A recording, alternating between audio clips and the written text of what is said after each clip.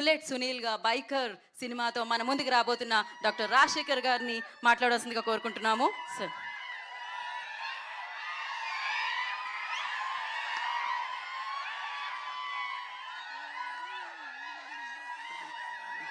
Thank you. మీ అందరికీ నమస్కారం. ఈ సినిమా ఫస్ట్ ఒప్పుకునేప్పుడు కథ విన్నప్పుడు నేను చాలా కథలు విన్నాను.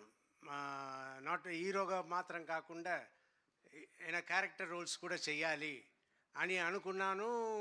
వచ్చే వాళ్ళ దగ్గర అందరిని అడుగుతూ ఉన్నాను. నాకు సరిగైన సబ్జెక్ట్ రాలేదు. ఆఫ్టర్ 2 years 3 years తర్వాత నాకు అభిలాష్ గారు ఈ సబ్జెక్ట్ చెప్పారు. చెప్పగానే నాకు చాలా నచ్చింది.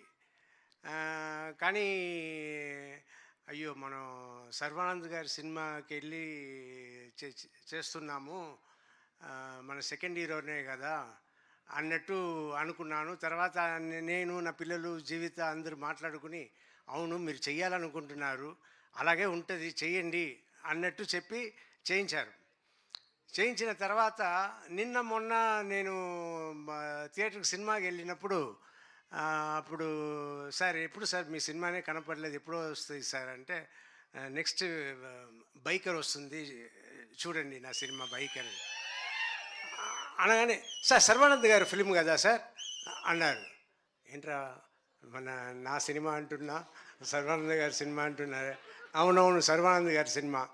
తర్వాత నేను చెప్పడం అంతా, సర్వానంద్ గారి సినిమాలో నేను ఉన్నాను, మీరు చూడండి థియేటర్లో అన్నట్టు నేను చెప్తూ ఉన్నా.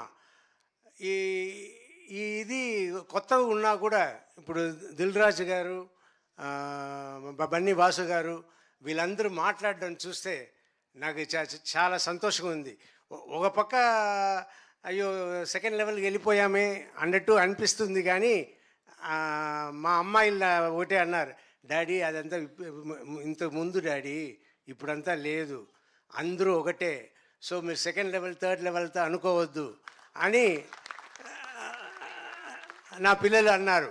సో ఇప్పుడు నేను అడ్జస్ట్ అయిపోయాను. సో నేను మీ అందరికీ రిక్వెస్ట్ చేసేది ఏంటంటే, ఎక్కువ సినిమాలు నన్ను పెట్టుకోండి, మంచి క్యారెక్టర్ తీసుకురండి, I want to do. And Sarva గారి గురించి చెప్పాలి, very sweet person, very respectable person.